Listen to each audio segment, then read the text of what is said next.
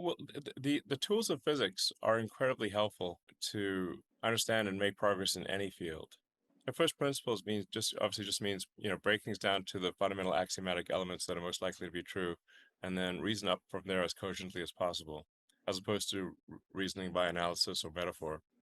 This is like a superpower, actually. So you can take for example, like rockets. You could say, well, how much should a rocket cost? The typical approach to that people would take to how much a rocket should cost is they would look historically at what the cost of rockets are, and assume that any new rocket must be somewhat similar to the prior cost of rockets. A first principles approach would be you look at the materials that the rocket is comprised of. So if that's aluminum, copper, carbon fiber, steel, whatever the case may be, and say how much does that rocket weigh, and what are the constituent elements and how much do they weigh? What is the material price per kilogram of those constituent elements?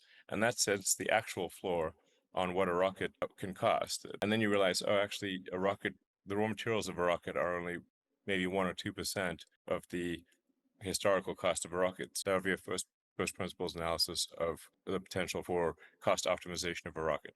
And that's before you get to reusability. To give an AI example, I guess last year for XAI, when we were trying to build a training supercluster, we went to the various suppliers to ask that we needed 100,000 H100s to be able to train coherently.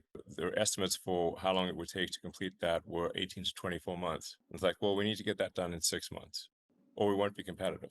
So then, if you break that down, what are the things you need? Well, you need a building, you need power, you need cooling. You can't have this. And it sounds like one of the salient pieces of first principles thinking is actually let's ask why.